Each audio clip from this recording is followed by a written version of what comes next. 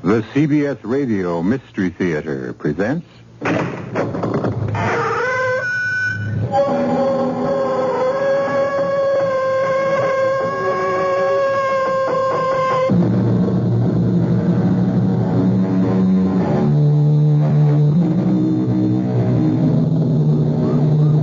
in. Welcome. I'm E.G. Marshall. No matter how many times I hear that sound, it still sends a chill down my spine. You know it's a police car or ambulance on the way to or from an emergency in which someone is badly hurt. At Mercy Hospital, not everyone arrives with the shriek of a siren. Most arrive quietly with the help of a relative or friend. Some come alone, hoping against hope that the grasping pain around the heart is only indigestion. A few come under their own power, sheer willpower that keeps them conscious against all of the body's desire to give up, but hoping, as we always hope, that the bell has not yet tolled for us. Hear that, Chief? What, Dr. Grant? Siren. Oh, I hope it isn't one of our ambulances. Well, 10 to 1 it is. It was one of those nights on emergency when... Help. Oh, all right, Toby, give me a hand. Yeah. Orderly, get that rolling cart. Oh, it's heavy. He's just about unconscious. Where are you hurt, sir? Stomach. All right, orderly. Take him from Dr. Grant and let's get him on the cart. Easy now.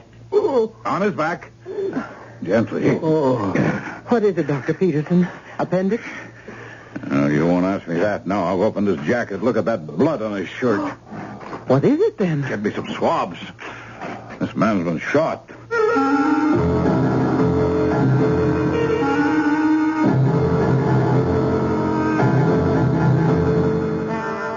Our mystery drama, The Witness is Death, was written especially for the Mystery Theater by Ian Martin and stars Joan, Shay, and Ken Harvey. It is sponsored in part by Contact, the 12-hour cold capsule, and Anheuser-Busch Incorporated, brewers of Budweiser. I'll be back shortly with Act One. You've seen the Budweiser commercials on television, and maybe you've wondered how long people have been putting that famous Bud label on things. Well, not as long as the brewers of Bud have been putting things on the label. Things like a list of Bud's most important ingredients. Quote, brewed by our original process from the choicest hops, rice, and best barley malt. And things like the following statement. This is the famous Budweiser beer. We know of no brand produced by any other brewer which costs so much to brew and age. Our exclusive Beechwood aging produces a taste, a smoothness, and a drinkability you'll find in no other beer at any price. Unquote. Yes, brewing beer right does make a difference. Read the Bud label. Taste the king of beers, and you'll agree. When you say Budweiser, you've said it all. Anheuser-Busch, St. Louis. Save a little and save a lot more at the Northwest Federal General Store. That's where you'll find a giant Cracker Barrel of gifts. Gifts for savers by famous makers we all know. The Sunbeam hand mixer, the Schick style dryer, a Presto pressure cooker and Waring blender. And they're all free or priced for special savings when you save $250 or more. See them all in our newspaper ads. And now you can save at 3 centers of interest in the great Northwest Territory, on Irving Park Road, on Dempster Street in Des Plaines, and now in Norridge in the Harlem Irving Plaza. So save where you get the highest interest rates allowed by law, and get free gifts, too, from the Cracker Barrel of gifts now at Northwest Federal Savings. But come in soon. Some styles and colors are limited. 1 gift per family, please. Offer good for a limited time only. Remember, it's Northwest Federal Savings Time, 63 hours a week.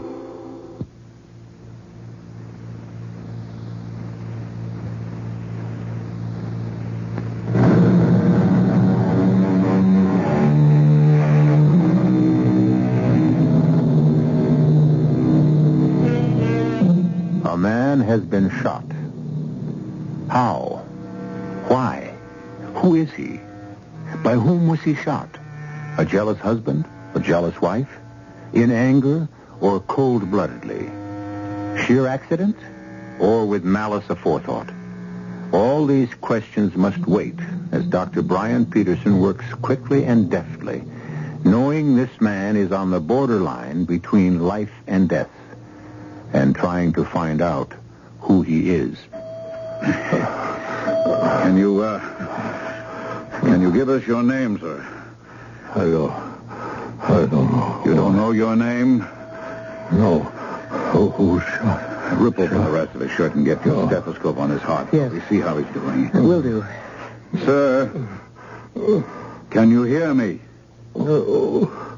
Damn, he wasn't shot all that recently. He must have hemorrhaged internally like mad. Orderly, you and the nurse take him straight to emergency.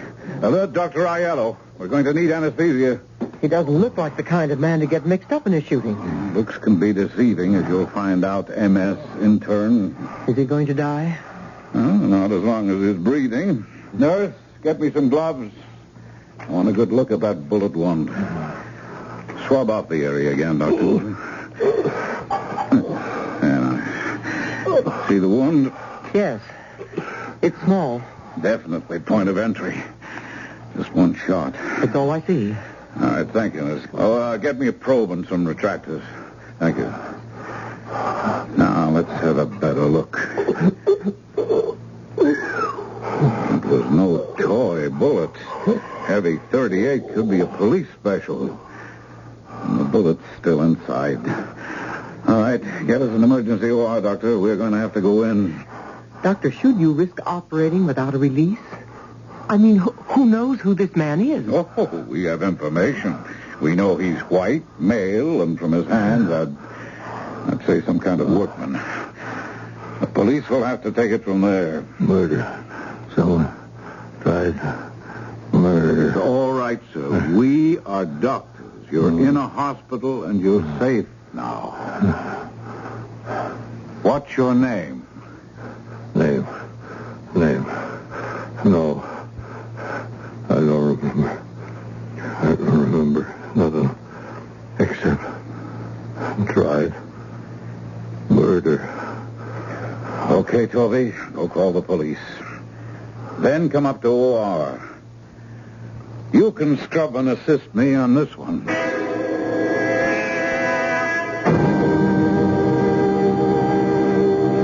Any change? Well, he's holding on. You got the police? Yes, they're on their way. They have an idea who our mystery patient might be. Have they? Well, the sooner we get that bullet out of his insides, the happier I'll be. It's behind his spleen, resting on the spine. You say the police think they know who he is? Yes, a man named Roy Richardson. That name mean anything to you? Of course. Don't you dames ever read the papers? Of course not, Doctor. We're always too busy curling our hair or recoloring our nails. Oh, don't get your back up. Well, then stop looking down your nose. I happen to have been on duty 60 hours out of the last 72. No, I haven't read the papers. Who is Roy Richardson? You know who Augie Larch is. Well, he'd be a little hard to miss. Our big-time racketeer who got nailed on income tax evasion and is about to go on trial? Yep, you know why. Oh, because someone in his organization was willing to turn state's evidence in order to... Roy Richardson. That's the guy's name. Yeah. He's a witness. If we can bring him through.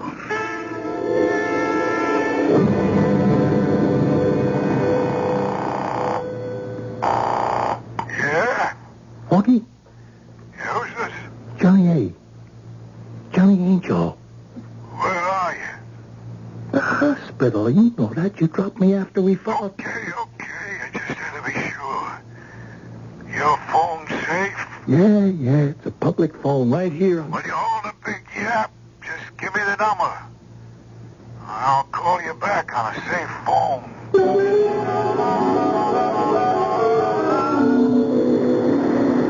Suction. Cut off that bleeder, Toby. Retractor. Clamp. Tied off, Dr. Peterson. Yeah, that's a little better. we can see what... Oh, there's the trouble. It's a big slug with lots of velocity. Must have bounced around plenty. Bullet forceps, nurse. There's the baby. Yeah, 38, all right. Soft-nosed. Just hope we don't have too many intestinal perforations. Hold on to that, nurse. Please hold on to it. I don't see any damage to the vital organs. Mr. Richardson is still going to be lucky to pull out of this one. And even if he does, to stay alive. One way or another.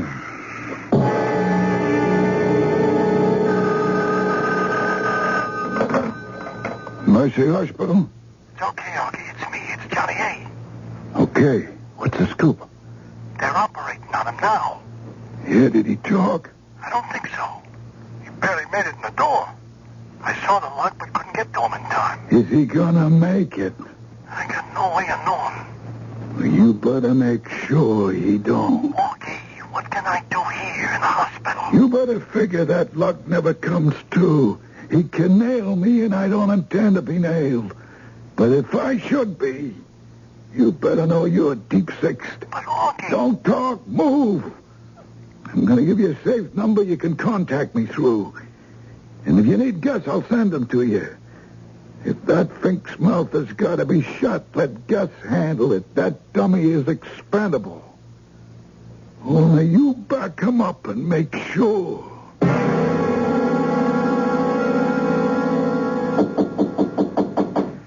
Come in. Dr. Peterson? Oh, yes. Detective Sergeant Sam Marshall. Oh, how are you, Detective? I'm sorry to have kept you waiting, but I just got down from the operating room. How's your patient? Good constitution. He came through a very tough operation very well. He's going to live then? Well, I can't tell you that. The next 24 hours will tell. I understand he was in no condition to talk when he got here. That's right. Or give his name? That's right. Just something about murder. But I had a notion from Dr. Grant, who reported the bullet one, that you had a pretty fair idea who he was. Well, we know that a witness in a trial due to start next week against Augie Larch disappeared last night, or at least somewhere between midnight and 8 this morning. Roy Richardson. Yeah. We've been keeping his picture out of the papers to protect him. It looks as if you didn't do a very good job of that, Sergeant. Richardson was the one who ducked us. Is this the man you operated on, Dr. Peterson? Well, no. No, I've never seen this man before in my life. That's the way a cop's life goes, Doc. No, I've got to open a new file. Who the devil is your John Doe? Well, we found no identification on him. Looks like that's your problem, unless... Unless what? Well, unless... I guess everyone can't resist trying to play cop, Sergeant, but when this man got to the hospital, he'd been carrying that slug in him for some time. Uh-huh. I don't see how he could have made it on his feet for so long unless... Uh-oh. What is it? Look down there.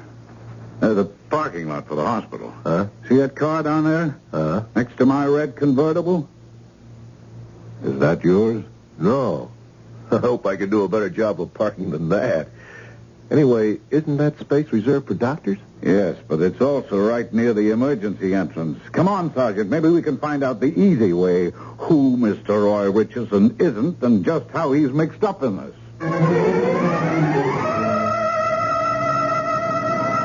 There's blood all over the seat. Don't touch the wheel, Doctor.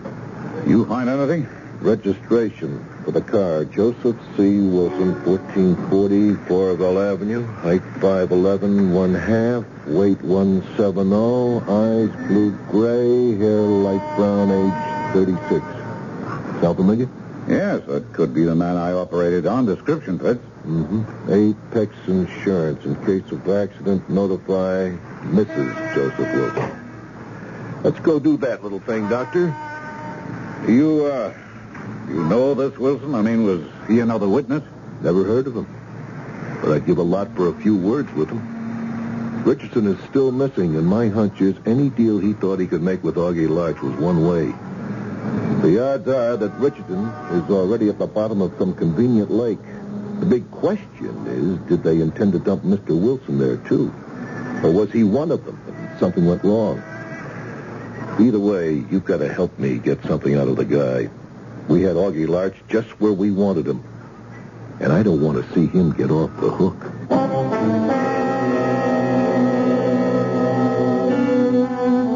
All they that take the sword shall perish by the sword. Is Joe Wilson's fate just retribution, or is he an innocent victim? Is he another unfortunate possessor of information about the illegal operations of a ruthless criminal? Or is he something else entirely? Someone with no contact at all with Augie Larch, and yet who is infinitely more dangerous to him. I'll return shortly with Act 2. Give your hand to a friend. Give your heart to your love. But give your cold to contact. The sooner the better. 6 or 3 or 1. Please don't give me problems. I'm catching a common cold. Sneezing, drips, congestion. Relief of those symptoms. You'd need 6 cold tablets, 2 every 4 hours, or 3 ounces of Cold's liquid, 1 every 4 hours, or just 1 contact. I know, the tiny time pills. Right. Both the others are things for aches and fever, and the liquid, something for coughs, not found in contact. Your cold, your choice. Sneezing, drips, congestion? I'll take the contact. Give your cold to contact. The sooner the better. 6 or 3 or 1. Take contact. Only as directed. The Marine Corps Reserves are looking for a few good men to help keep the peace. We're looking for men who understand that nobody likes to fight, but somebody has to know how. We want men who want to see their children grow up in an age of peace. Men who will do more than wish for it. Men who will work for it. Men who don't need the draft to know there's a job to be done. Men who ask themselves what they can do for their country and do it. We're looking for a few good men to stand with the Marine Corps Reserve. No shortcuts, no compromises, no promises except one. You'll be a Marine, and you'll be ready. That's the job of a peacekeeper.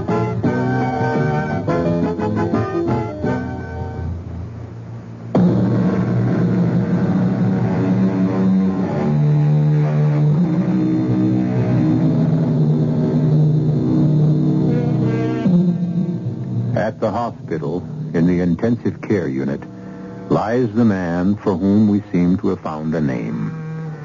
But while the doctors monitor and fight to save the patient's life, Detective Sergeant Sam Marshall doggedly follows his job of finding out if he really is Joseph C. Wilson. And if he is, who he is, what he is, and what led him to being the target of a perhaps lethal bullet. As soon as the necessary police machinery has been set in motion, he goes personally to interview Joe's wife, Helen. And I was frantic. I was just going to call you. The police, I mean. Now you tell me this. How could anyone ever shoot my Joe? Well, the point is somebody did, Mrs. Wilson. Now, I've seen a picture of him. There's no doubt it's your husband. But why? Joe didn't have any enemies. Not that kind, anyway. What does your husband do for a living? He's a plumber. Does he have a partner? Work for a firm? No, he's just in business for himself. Does he stay out much nights? Oh, not Joe. Outside of his work, the kids and me are his whole life. How many children do you have? 2. Mm-hmm. Ronnie, he's 8, and the baby, Sue Carol, she's 3. How come he went out last night? Well, it was an emergency call. Know from whom? Oh, yes. The Bensons, up on Long Ridge Road. They're old customers and kind of friends, so that's why he went out so late. Would there be any reason for him to come back by the old high road? Yes. Yes, he's stubborn about some things. It's a shortcut, but... But what? I've asked him not to use it. There are so many blind curves, and it twists, and it's narrow, and it's all full of potholes. And, well, nobody uses it much since it's so deserted, and since you... If you do meet someone coming the other way, it's so easy to have an accident. I was always afraid, and I always had one. Please, I want to go to my husband. I want to talk to him.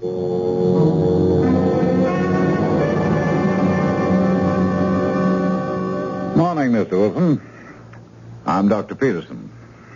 What am I doing, Doc? Thanks to a good, strong constitution, fine. You got any pain? Some.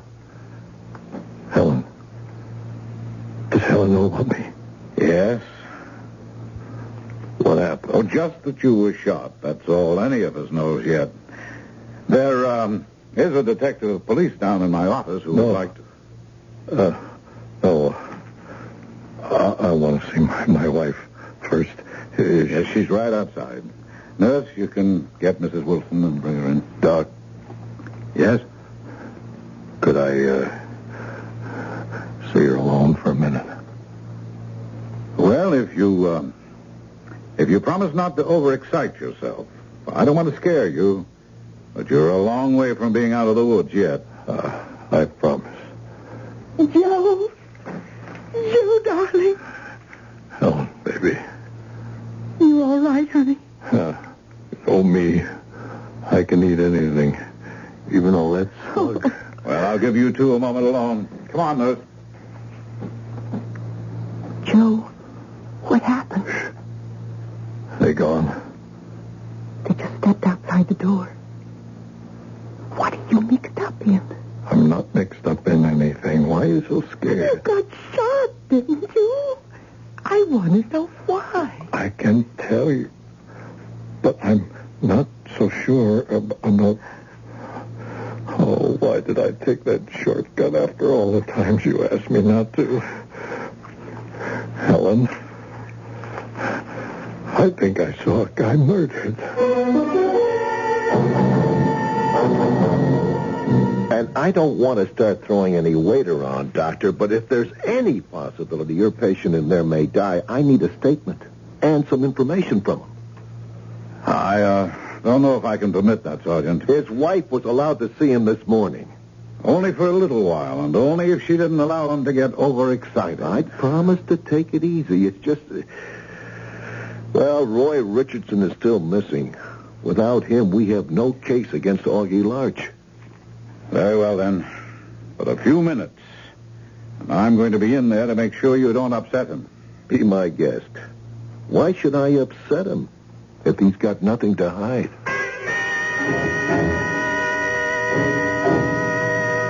This is Detective Sergeant Marshall, Joe. He wants to ask you a few questions. I'll do, Sergeant. Feeling better? Well, kind of weak, like... Go ahead. You're a plumber, Mr. Wilson, huh? Yep. And last night you were called on an emergency job late after dinner. That's right, the Bensons. Good customers, good friends of mine. Mm-hmm. They sprung the leak in the main water valve coming under the house. I had quite a time of it before I could get a new washer in there. And afterwards you came home by the old high road? That's right. Saves about 3 miles over going around a new road. At what time was this, Mr. Wilson? Oh, 11, maybe 11:45. And what time did you leave to go to the Bensons? Around 7:30. Got there maybe about 8. Mm-hmm. 3 hours to put in a washer? Well, like I say, I had a tough time of it. And the Bensons are old friends. I stuck around, talking, had a beer or so. And it was coming back on the old high road you were shot? That's right. How? Well, see, I was coming around a sharp bend where the road kind of dips down in a hollow. Uh-huh. And I hear what sounds like a blowout. So I hit the brakes, slow down as I come around the bend, and I see in my headlights this car parked off the road by the lake, facing me, with the headlights off. The car was off the road? Well, half on the shoulder. And right beside it, there was 2 other guys lifting someone like he was hurt. I stopped and I got out and I yelled, "Could I help?" And before I knew it, one of them pulled a gun and took a shot at me. And hit you. That's why I'm here. What did you do then? What would you do? I dived from my car. Thank God I left the engine running, and I took off right past him like a hound dog with a bee up his tail. They shoot at you again? Sergeant, I don't know. All I knew was I was hurt and heading for the hospital. Another thing to thank God for. They hadn't pulled off the road. I'd never got past them. You know Roy Richardson, Mr. Wilson? Name's familiar, but... You ever hear of Augie Larch? Oh, you mean the gangster, the mob guy? Now, you tell me. Was he one of the men you saw murder Roy Richardson? Oh, I don't know for sure who was murdered, or even if it was. Oh, you must have seen these men in your headlights. Could you identify any of them for us? Oh, I don't know if you'd be willing to try, huh? Well, I guess. Sure. Sergeant, I'm sorry, but I'll have to stop you. That's quite enough for now. Okay, you're the doctor. But I'm going to have to talk to him again. Just so long as it won't endanger his life. Oh, don't worry about that. His life is just as important to me as it is to you, Doctor. But from here on in, I'm going to do everything I can to protect it.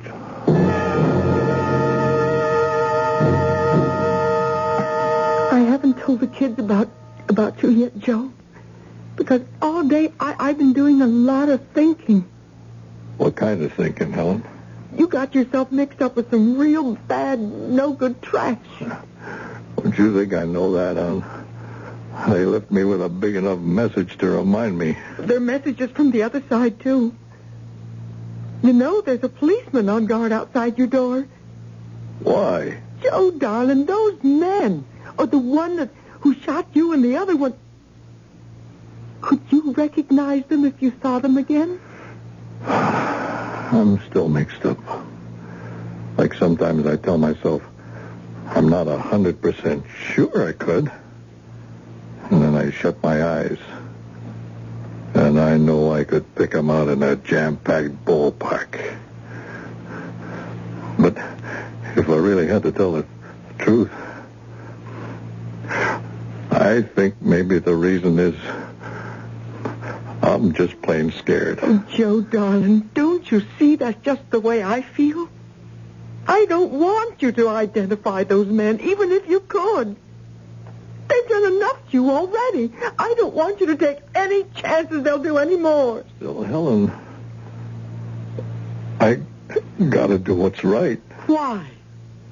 You didn't ask to get tangled up in this filth and crime?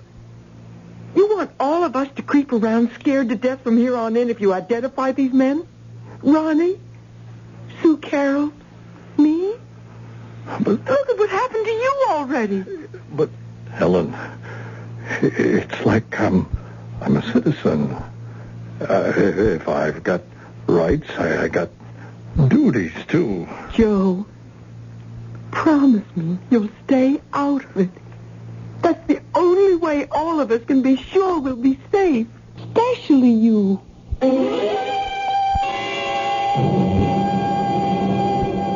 You're sure, Sergeant Marshall? Positive identification, Doctor. He hadn't been in the water that long. After talking to Mr. Wilson, we located the spot where the shooting took place. We had a crew with us, and they brought up Richardson the third time down. Bullet through his head. So there goes your witness on the evasion of taxes trial. Small potatoes. Now we can get him on a bigger rap. Murder? If your patient, Mr. Wilson, comes through. Can I see him now?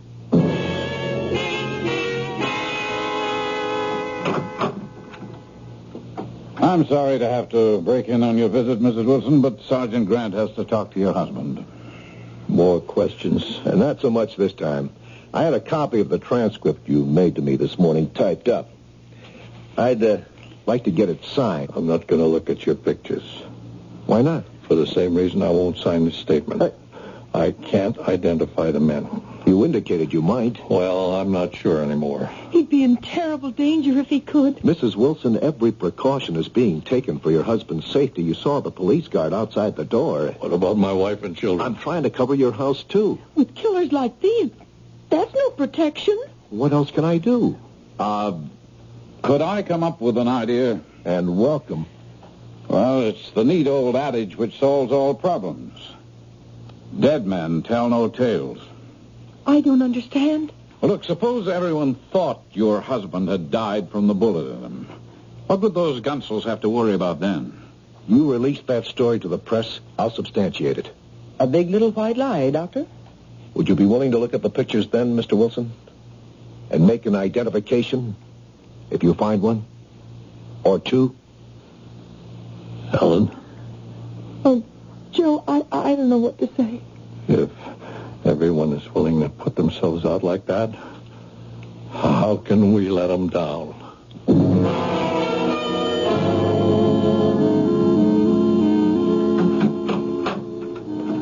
Morning, Joe. Well, how's it going today? Well, I ain't ready to take on Muhammad Ali, but I'm getting there. Well, this may give you a lift. The morning paper, page 1. Shooting victim succumbs. Joseph Wilson, age 37, died at Mercy Hospital last night as the result of a mysterious bullet wound inflicted while he was driving along the old high road.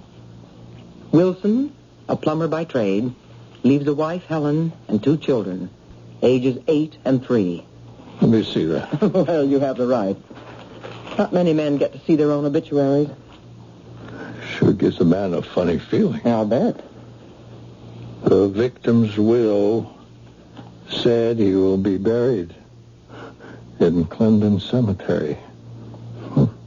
That policeman sure did it up thoroughly, didn't he? Well, they could scarcely release a story that you died without being nice enough to bury you. At least now the killers are off your trail. Hello, Augie? Johnny A. You seen the papers this morning? Good news, nothing. Forget it. I'm telling you, the guy ain't dead. About a half hour ago, I seen his wife sneak into the hospital. And just to make sure, I took a chance and went by his room at the hospital just a minute ago. There's still a cop outside the door. You don't need fuzz to guard a dead man.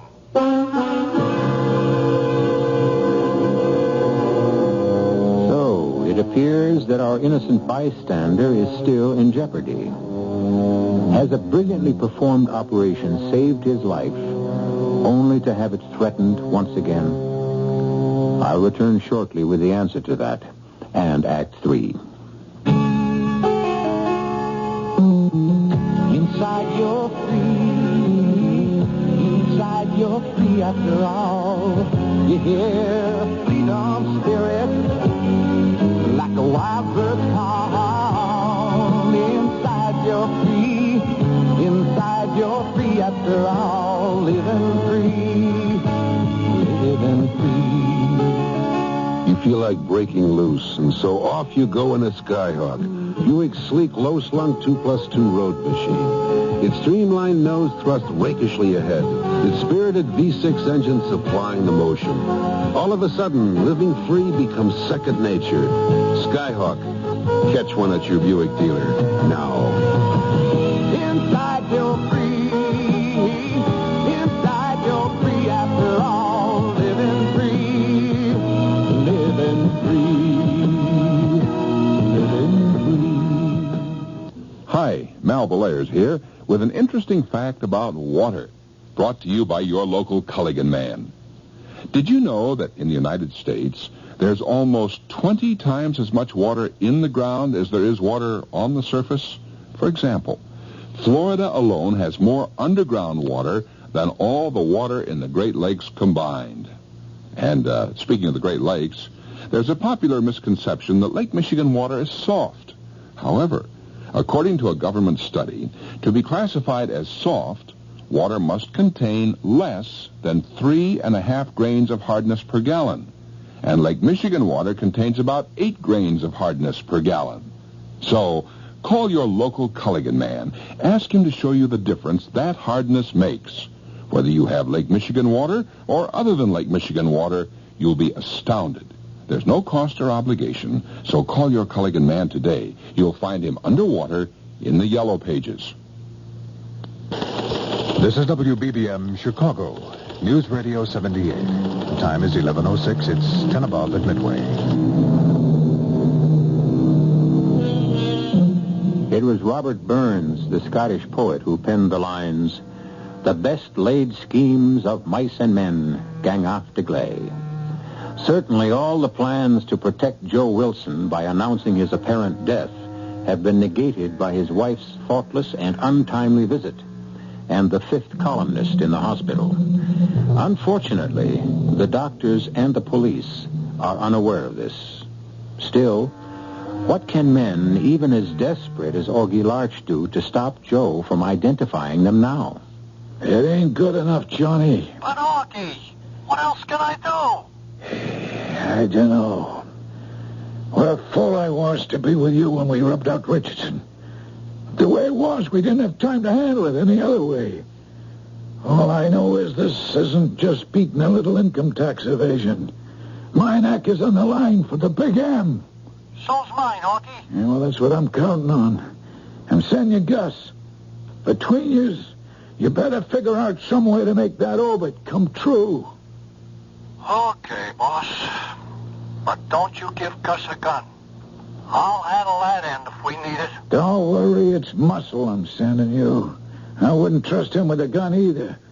But don't forget, I don't care how you do it, but I want that witness dead. Like I said, it's my neck on the line too, Augie. One way or another, that's just what he'll be before the day's out. And Mrs. Wilson is up with him now, still? I guess so. I've been on rounds. After all our arrangements, why did you let her go up there? She was already in the hospital and on his floor before I bumped into her by accident. I tried to argue her out of it, Doctor, but she insisted on seeing him. Yes, and if those mobsters are having the hospital watched, the whole cover scheme may be out the window by now. Well, even if he was dead, she had a right to come and make arrangements for his funeral. Yes, I suppose. But when Sergeant Marshall turns up, he'll probably blow a gasket. But the damage, if any, is done already, so there's no use our getting excited about it. One thing we can do. What? Smuggle her out of here the best way possible without a chance of her being seen. 4th floor nurse's desk. Well, this is Dr. Peterson. He is. Oh, yeah, well, would you tell him I'll be right down? That's the sergeant. He's downstairs. Now, look, Toby, I'll go down and delay him a little. We can't wait for dark. You go along to the room and get Mrs. Wilson out of there. All right. I don't care how you do it, but if possible, without being recognized. Honey, I don't care how long you argue with me. You're not going to change my mind. Joe, why should you risk your life? Ellen, I know you love me. But you should have gone on out to Dayton with the kids like we planned. You took an awful chance coming here today when I'm supposed to... I know. But I told you. I sent the kids off last night, and your Ma and Pa were going to meet them. I couldn't go, Joe. I laid awake all night worrying about the chance you're taking. And I had to come to ask you not to take it. Baby, I'm a citizen. It's my duty. I'm sorry to break in on you, but Sergeant Marshall is downstairs and on the way up. Mrs. Wilson, I think you'd better get out of here. Helen, you listen to the doctor and me. You go. You let me do what I have to. Joe. If I'm going to live, I have to live with myself. And there's only one way I guess I can do that.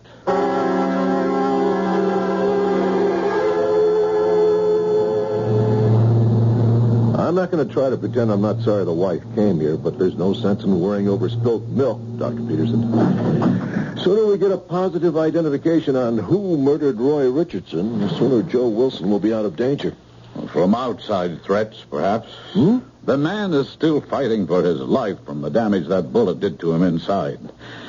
So, take it as easy on him as you can. Cops are human, Doc. That's all right, officer. Just relax, but keep your wits about you. Can we go in, Doctor? Oh, sure. Well, afternoon, Mr. Wilson. This shouldn't hurt too much. I've brought some pictures, so it wouldn't be too heavy. I had the computer select them so you didn't have to wade through the whole mug file. For example, this here first one. Do you recognize him as one of the men you saw carrying Roy Richardson's body the night of the murder? Well, why, that's, I seen his picture in the newspapers. Yeah, he's a prominent man. Was he one of them? I like to get something straight first. Ask. If I identify the guys, what happens then? Oh, we pick them up and arrest them. And I'm out of it? Well, not exactly. Why not? Because your statement would not be admissible in court unless you're there to be questioned not only by the state, but counsel for the defense. Due process of law. I see. Why do you ask? It's all right, I'll get that. Because I'm afraid my wife will feel I sold her and the children down the river. It's the other way. You're buying her, your children, and yourself freedom from fear. I'm sorry, there's some flowers for Joe. Special receipt requested. Flowers for a dead man, huh? There's a card. Here.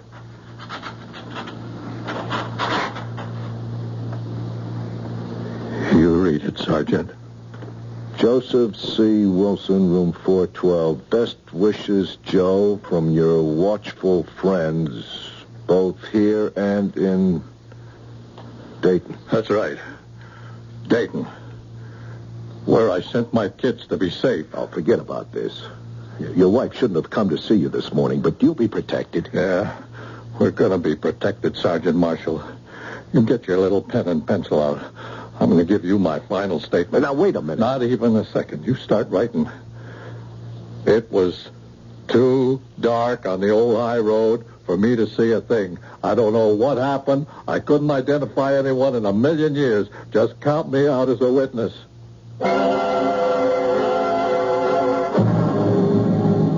Oh, Toby, you look bushed. Tired enough to step out of channels and say to the chief of staff, so do you. Well, it's an occupational hazard. Can't you take a break? No, sir. I have emergency clinic from 8 to 12. How about you? Oh, 24 hours a day for me. Cheer up. The further you go, the worse it gets. Well, happy clinic. Oh, it shouldn't be too bad. It's a Tuesday. Tuesdays always seem to be slow for some reason. Well, then, let's hope it runs true to form. Okay, Gus. Let's try to forget your belly and concentrate on what you need clinic service for, huh? Oh, yeah, sure. I got a bum ankle. Yeah. Concentrate on your ankle. Yeah. It's sprained. It hurts like hell. Maybe it's even broken. Okay? Yeah. Now, it's dark enough. Let's go. Next? Hi, Doc. Not so busy tonight, huh? Which makes doctors thankful for small mercies. Well, I guess you are right. What's the matter with your friend? Well, we was visiting a friend here in the hospital. Yeah. And on the way out, I turned my ankle on a step coming down from the front door. Oh, the pain. On the steps down, leaving the hospital? Well, let's have a look. Which ankle? The right, Doctor. Yeah. Well, I don't see any evidence of... Well, now we're all alone. Can you see this, Doctor? A gun? That's right. Well, you must be paranoid. One shot in this whole hospital. Wouldn't hear a thing. New silencer, see? Close the door, Gus. Right. What is it you want? Get us in to see Joe Wilson. And get us out with him. You ought to be able to figure a way. but real quick. Do you really think you can parade me through the hospital at the point of a gun? Even a silenced one? No parade, Doc. Nobody's going to pay us any attention. You're already dressed the part. Gus on a rolling cart like this here. You get me a set of whites like an orderly. We're taking poor Gus and his badly sprained ankle to X-ray or wherever. Now let's stop stalling and get moving. Okay, Gus, you just lie down. Yeah. Now, Doc, you on the front end of the cart, and me pushing on the back. Only stay on the side, real close. Feel the gun. What are you going to do with Mr. Wilson when you get there? Get rid of him. But I promise you, he hasn't identified anyone to the police. He ain't gonna have the chance. And what about me? You're not so hot at guessing, are you, Doc?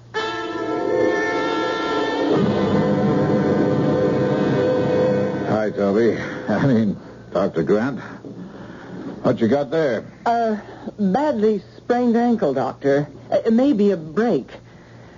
Going to X-ray. Why don't you let the orderly take him? Let's us have a cup of coffee. I'm afraid I can't, Doctor. This is a little more serious than that. It looks like he has a rectus pylorem.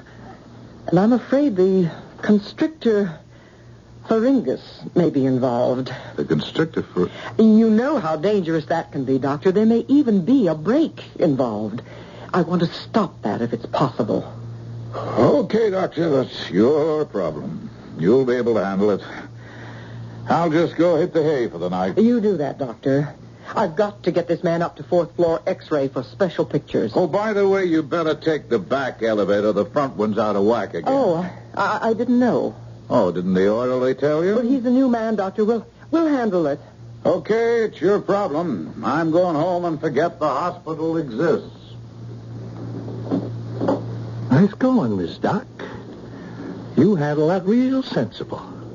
Now, how far to the other elevator? Oh, not far. Just a few zigs and zags. It's in the old building. But what do you expect to do when you get there? Just substitute our stretcher passenger for Joe Wilson. Gus has an orderly suit he can change to. Then we just wheel our patient back down and out of your life. Out of mine? It's like any professional job. You can't leave any loose ends. This the elevator? Yes. I guess this is it.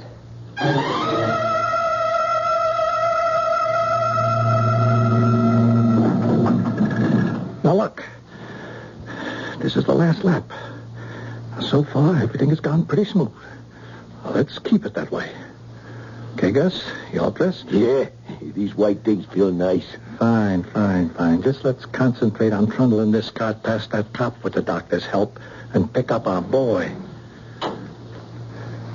Now, when we get to the cop... You already got to him, Johnny Angel. That's a police positive in your back. Just don't move. Or you, Gus.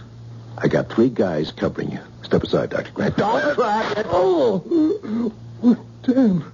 You shot me. I warned you. Okay. Oh, I guess you got me all the way. But Augie and Arch ain't getting off scot-free. Don't worry.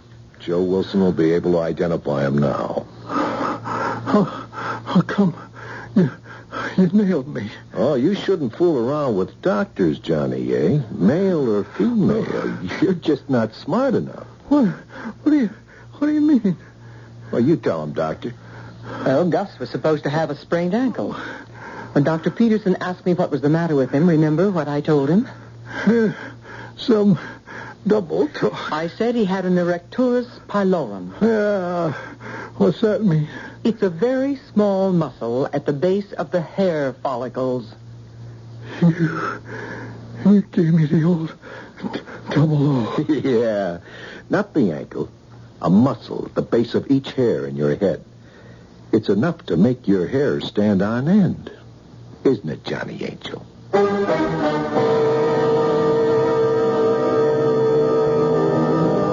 With the help of Joe Wilson's identification, Augie Larch and Johnny Angel were charged with criminal homicide and held without bail.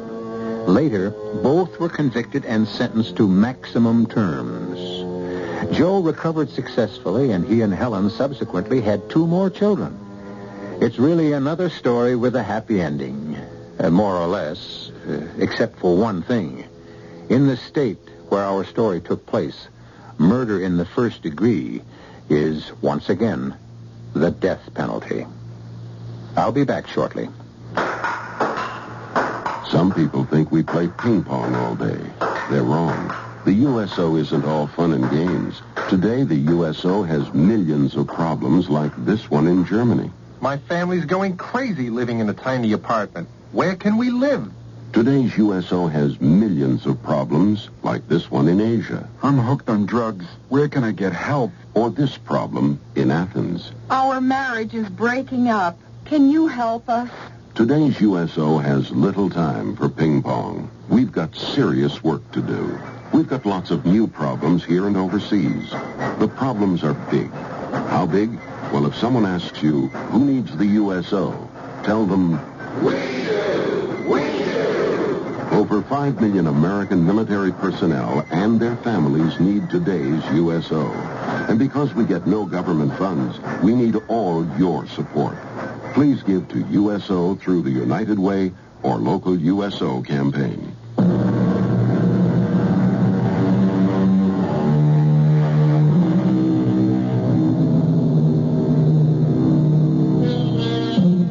The one thing that remained strongest in Joe Wilson's mind after the horror and pain of his experience had faded was the decision he had come to, finally, to make the identification.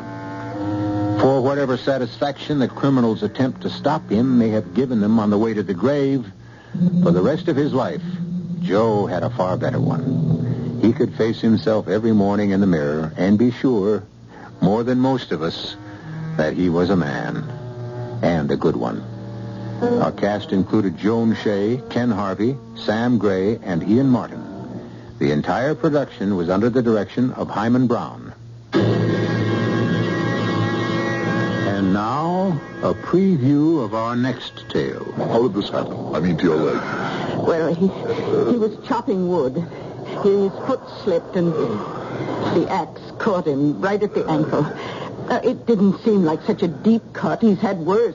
So we bound it up and he went about his business for a couple of days and then the swelling started and then the fever set in. Oh, feel his forehead. He's burning up. Where's the axe? The axe? The axe, the thing that caused the whole mess. Where is it? Well, right there by the door. Well, what are you going to do, Mr. Mather? You won't cut my leg off, will you? Oh, of course I'm not going to cut off your leg. I'm going to punish this axe. I'm going to make it suffer.